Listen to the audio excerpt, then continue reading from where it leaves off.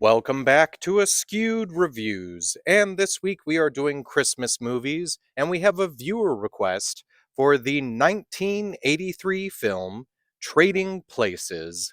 Here is your trivia question for today. The Duke brothers' wager is for how much money? The answer will be at the end of this episode. At the beginning of our film, we get to meet the Duke brothers, Randolph and Mortimer, who just so happen to be commodities brokers that own a company called Duke and Duke.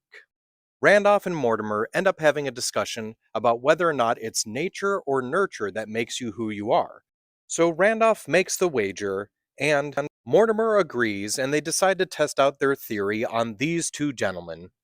Louis Winthorpe III, who happens to be the managing director for the Dukes, and Billy Ray Valentine, who happens to be a bit of a vagabond and someone who's just trying to hustle and get some money.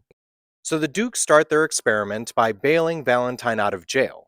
Then they also offer him his own home and a high paying salary. Then he also gets his own butler, and the Dukes start to teach him how their business actually works. Then with Lewis, they blackmail him and get him arrested. Then they fire him for getting arrested. Then they make sure that all of his credit cards and bank accounts are frozen. They also take away his home, they take away his butler, and they convince his fiancée to leave him. The only person left in the world to actually help Lewis out ends up being a prostitute named Ophelia. So will Lewis ever get back to his old life? And will Billy ever end up back in his? Also, which Duke brother will end up winning the bet? This movie was directed by John Landis. Landis did manage to sneak in a cameo into his film, as he is one of the people on the steps at the police station. The movie was primarily inspired by one of the writers playing tennis with a pair of brothers who both happened to be doctors that had quite a sibling rivalry and would constantly argue. It was also partially inspired by the 1954 film Man with a Million and the 1947 Three Stooges short Half-Wit's Holiday. The original title for the movie was Black and White, but Landis hated that and came up with his own title. I very much agree with him that that would have been a poor choice. The movie was primarily filmed in Philadelphia, Pennsylvania, where the movie takes place, but some scenes were shot in New York City, New York. The characters of Billy Ray and Lewis were originally written with Richard Pryor and Gene Wilder in mind. In fact, both of them were going to be brought on. However, Richard Pryor, due to his incidents with cocaine and that fire in 1980, was not actually brought on. Gene Wilder was going to be, but without Richard Pryor involved, they looked elsewhere. They decided to bring in Eddie Murphy. Now, Murphy said that he didn't actually want to work with Wilder, but only because he didn't want to be seen as a replacement for Richard Pryor. So Wilder graciously stepped out of the project.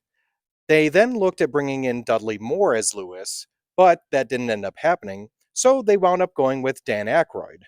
Apparently, John Landis would have originally thought of Dan Aykroyd and John Belushi as the two characters if Belushi hadn't died in 1982. Apparently, Ralph Bellamy is who they immediately wanted as Randolph Duke. They didn't immediately think of Don Amici as the character of Mortimer Duke, as he had been out of the acting world for quite some time at this point. In fact, they were wondering if he was still alive. When they found out he was still alive, they did bring him in to play the character, but they almost went with Ray Milland. Apparently, Jamie Lee Curtis was a hard sell to Paramount, as she was primarily known for only doing horror films. Curtis's sister, Kelly Curtis, got to perform in this movie as well as the character of Muffy. Denholm Elliott plays the character of Coleman, but that role almost went to John Gielgud or Ronnie Barker. Paul Gleason plays the character of Clarence Beeks, but they originally did offer the role to G. Gordon Liddy, who decided to turn it down after finding out about the whole gorilla sequence at the end of the film. The two baggage handlers in the film are played by Tom Davis and Al Franken. Now, originally, they wanted Dave Thomas and Rick Moranis to reprise their characters of the Mackenzie brothers and have them be the baggage handlers. Unfortunately, that fell through. Jim Belushi has a cameo as the character of Harvey. He's the guy who has his gorilla suit stolen near the end of the film. Frank Oz has a cameo in the movie as the corrupt cop. R&B legend Bo Diddley also makes a cameo in the film as the pawnbroker. This movie was Arlene Sorkin's first feature film debut, as she plays a woman at the Christmas party. Giancarlo Esposito also makes a cameo in this film, as he is cellmate number 2. This movie is Ralph Bellamy's 99th film. It was also Don Amici's 49th film, and it was Eddie Murphy's second film. Billy Ray's alias that he uses on the train is Nanga Iboko, who is an exchange student from Cameroon. Did you actually know, though, that Nanga Iboko is a town in Cameroon? Also, when speaking about the train scene, the reason why Ophelia is supposedly Swedish there in her disguise is Jamie Lee Curtis actually couldn't do a correct Austrian accent, and so that's where the joke came from. And we can't talk about the train scene without also mentioning Dan Aykroyd's horrible costume of putting on blackface and pretending to be a Jamaican. You may or may not know this, but Trading Places and Coming to America are technically connected.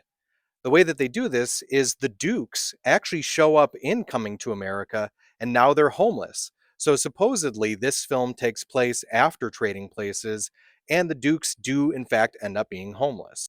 There's also a connection to another movie. When Lewis is getting arrested, his prisoner number is 74745058, which is the same prisoner number that John Belushi had in The Blues Brothers, which also was directed by John Landis.